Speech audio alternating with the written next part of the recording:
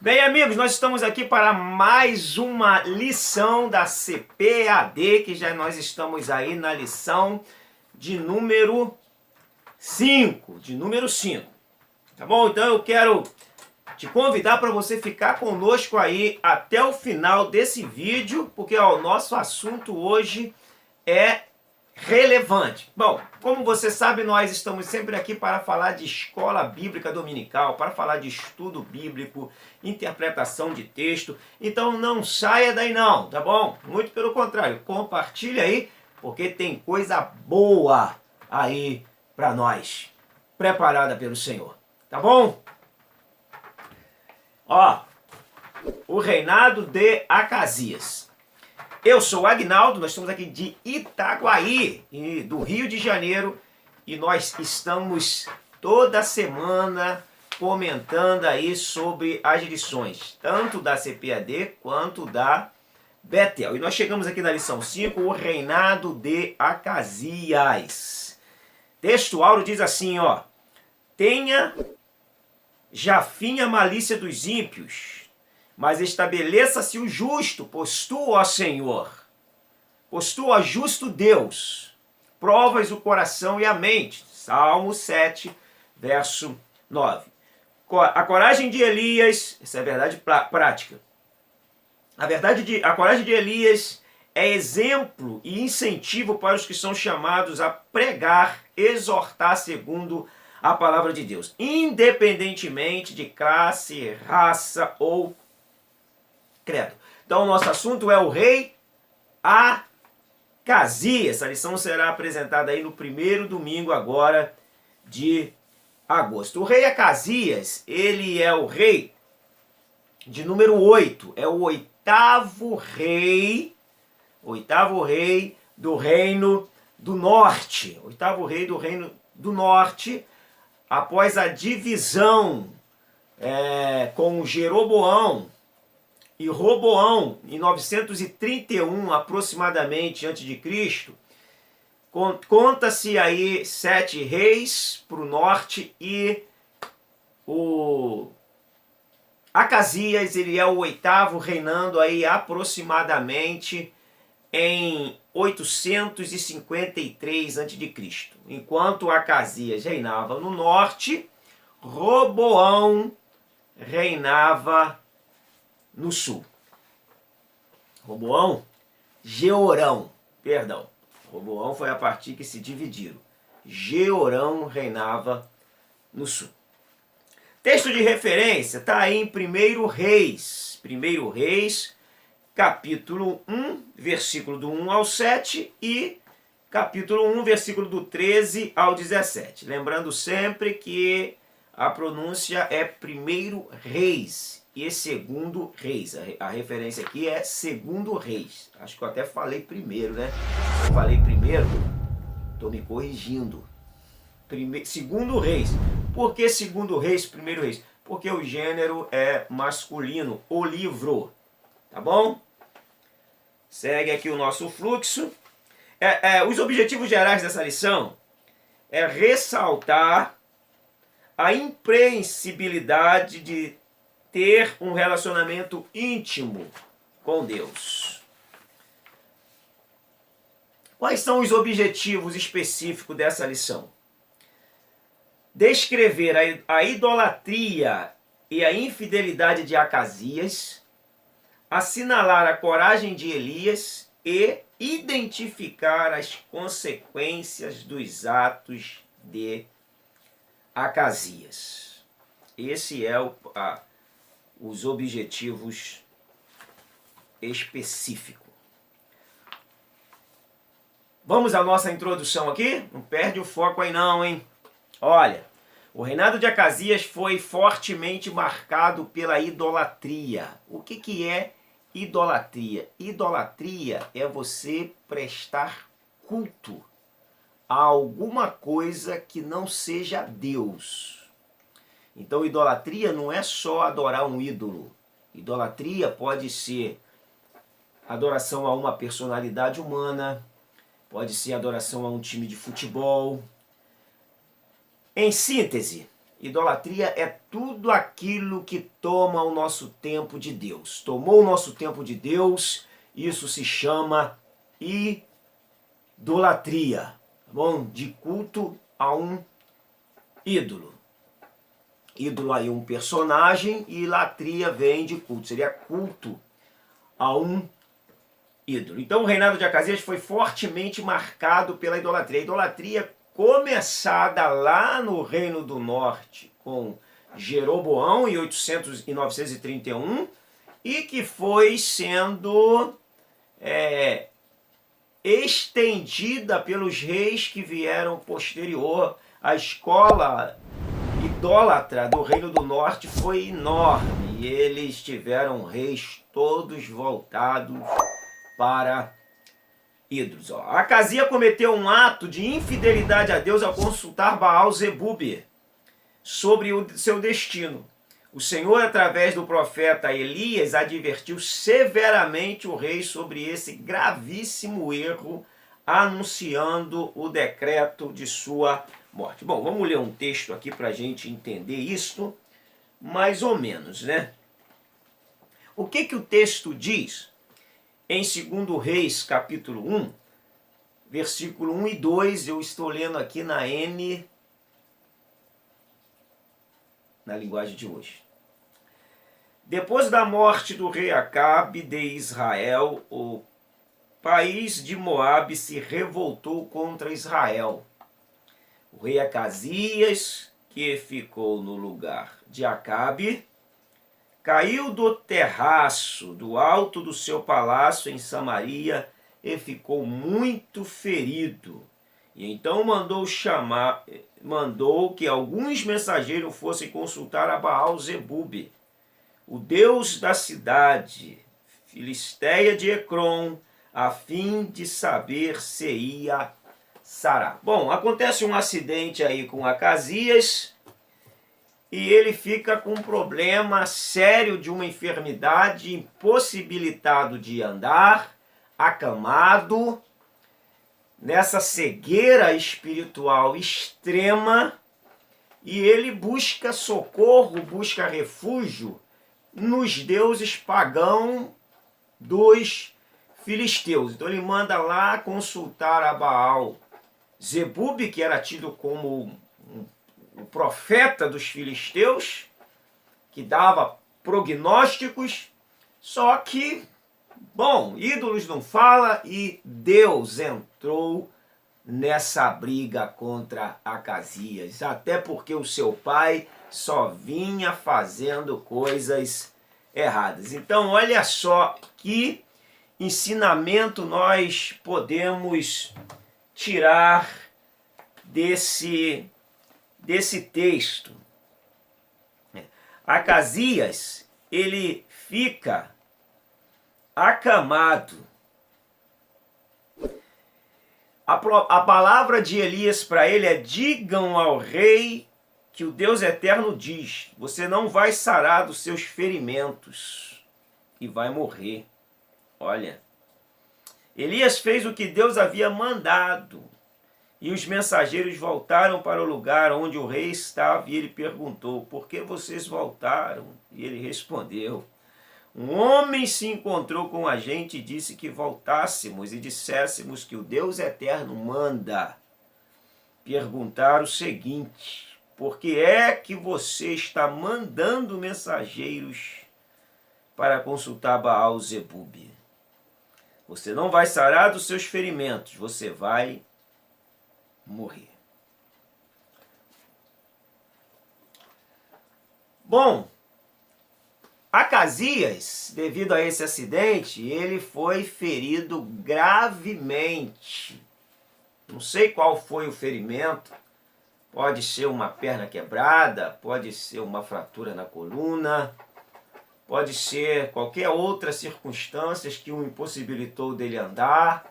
E ele teve que ficar ali curtindo uma cama, na versão ARC.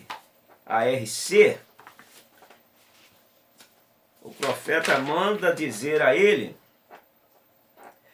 que da cama aonde ele subiu, ele não iria descer, ao versículo 4. E por isso assim diz o Senhor, da cama a que subiste não descerás, mas sem falta morrerás. Então Elias partiu. Vamos trazer um contexto prático desse texto? Olha, quantas pessoas acamadas não conseguem mais andar espiritualmente, morreram, ficaram doentes espirituais porque não ouviram a voz de Deus, não priorizaram Deus, não deram ouvido para Deus e hoje estão numa cama espiritualmente falando. Adoraram tantas outras coisas e não a Deus e hoje não têm forças. Estão a cada dia mais, de uma maneira gradativamente, perdendo o seu vigor espiritual até que chegue e desemboque na morte espiritual, se não se arrepender e se voltar para Deus. Todos nós estamos sujeitos a passar por essas circunstâncias de uma falsa adoração a Deus e cansarmos de irmos para a igreja e cansarmos de um culto mesclado, travestido de culto a Deus, e uma hora isso vai nos jogar numa cama espiritual e nós vamos perder as forças de ir para a presença de Deus de verdade. Então, eu quero deixar essa reflexão para você, meu amigo professor, porque pode ser um ponto aí de aplicação. O importante de tudo de uma lição é como você tira o texto da teoria para jogar para a prática, para contextualizar hoje em que esse texto pode se encaixar com a minha igreja, com os meus alunos, em que área esse texto pode comunicar uma ideia aos que estão ouvindo a aula. Pronto, tá aí. Muitos acamados espirituais, muitos feridos espirituais, muitos sem forças espirituais. Não é verdade? Deixa o seu comentário aí, comenta aí. Eu falei que tinha coisas aqui importantes para você não sair daí do canal, tá bom? E não se esqueça de compartilhar. Na medida que você acha que isso aí está sendo relevante, compartilhe. Se você achar que não, deixa o seu comentário aí, a gente precisa melhorar, tá bom? Um reinado marcado pela idolatria. Acasias era filho de Acabe e Jezabel e foi sucessor de seu pai no trono de Israel. Jezabel era sua mãe. Então, ó, Acasias venerava, apesar dele ser rei de Israel, ele tinha a incumbência de, junto com o sacerdote, cuidar da vida política e da vida religiosa do povo. Deuteronômio 17 está estabelecido o princípio que um rei não deveria abandonar. Dá uma conferida lá. Deuteronômio 17. Como aqui é só um resumão, de repente dá para você acrescentar e usar na sua aula. Acasias segue os passos de seus pais. O reinado de Acasias foi um dos mais difíceis para Israel. Ele é mencionado na Bíblia como um rei que fez o que era mal aos olhos do Senhor, porque imitou Acabe e teve um reinado muito curto. Nossa, um reinado extremamente curto. Deixa eu ler aqui com vocês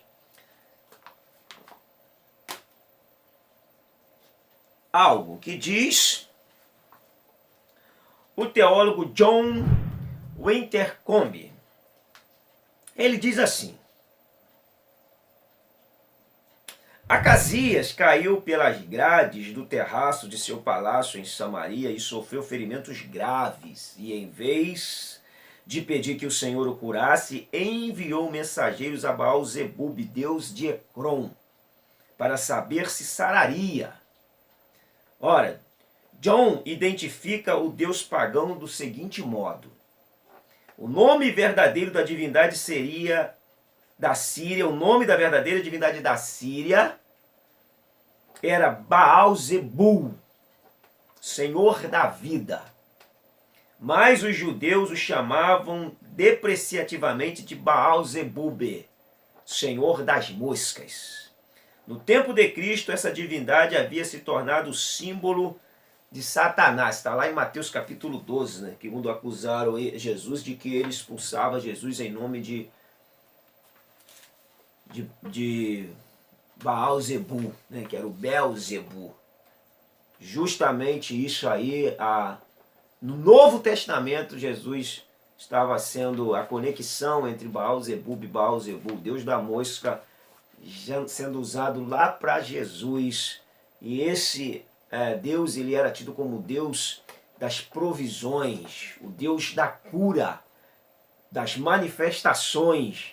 Por isso que ele manda ir até a terra dos filisteus para poder ver se consegue a cura para a sua ferida.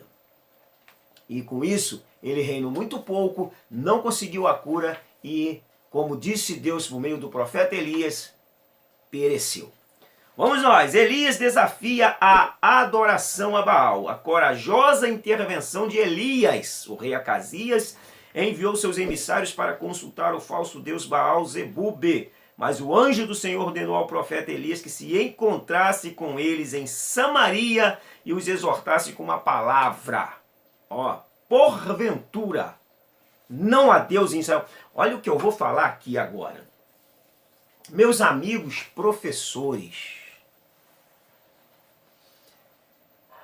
você deve ser a boca de Deus para os seus alunos.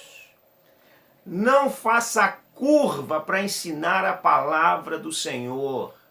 Ore a Deus, peça direção a Deus, peça a Deus para que no domingo pela manhã você seja a boca de Deus.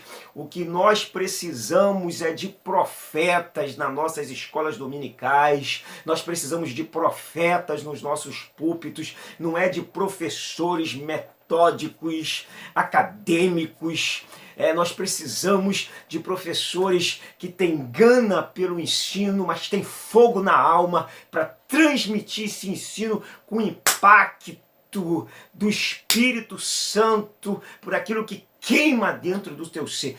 Peça a Deus para que tu seja a boca dele para os seus alunos. É de profetas na igreja, na escola bíblica, nos púlpitos que a igreja clama alguém que fale a verdade, alguém que vive a verdade que fala, alguém que tem padrão de vida, de intimidade com Deus e que o aluno está sedento para ouvi-lo de forma e de maneira que a voz de Deus será ecoada no âmago, irá estremecer o interior dos alunos.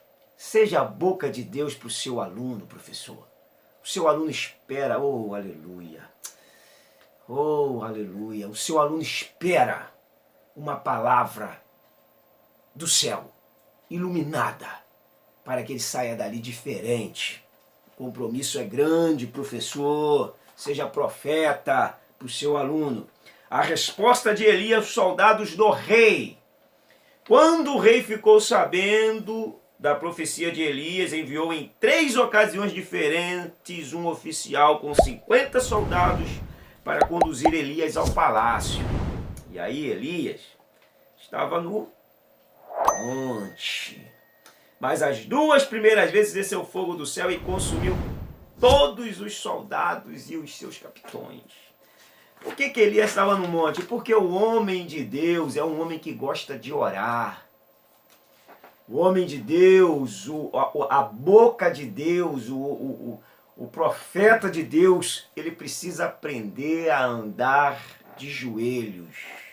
Ele precisa aprender a dobrar joelhos e ter o seu particular com Deus.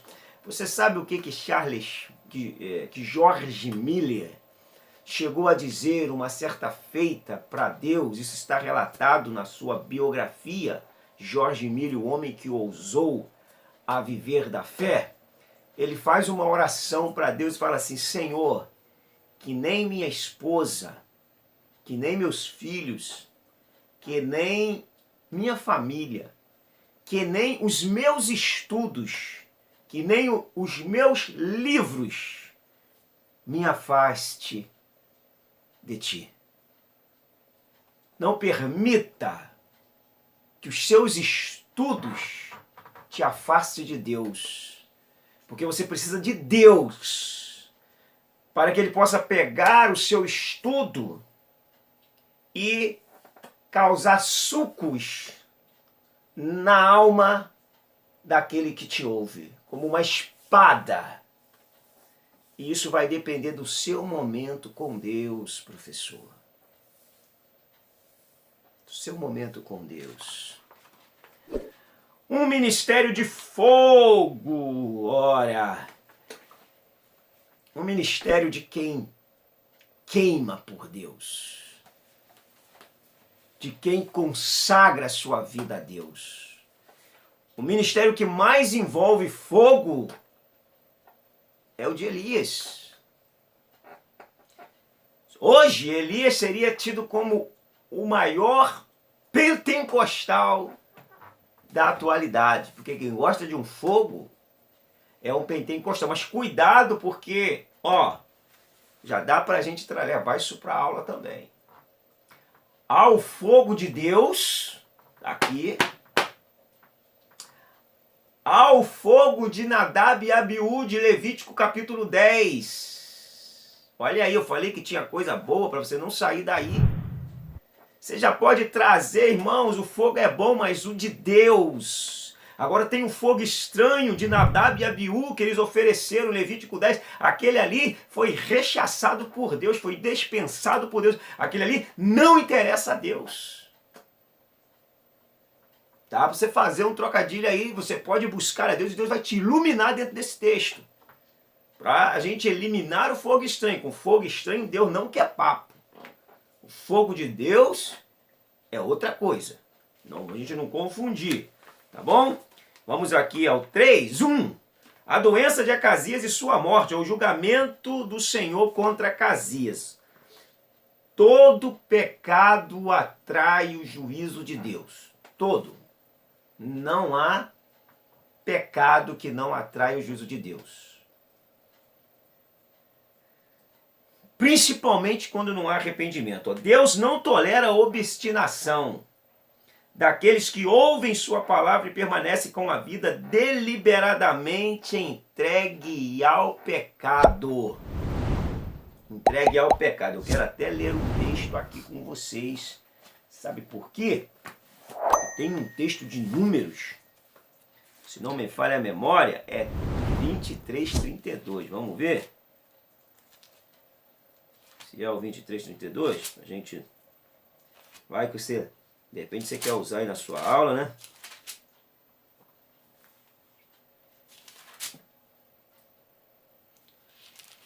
Ou é o 32:23. 32:23. Porém, se não fizerdes assim, eis que pecaste contra o Senhor, e sabei que o vosso pecado vos há de achar. O pecado pune. Não tem aquela frase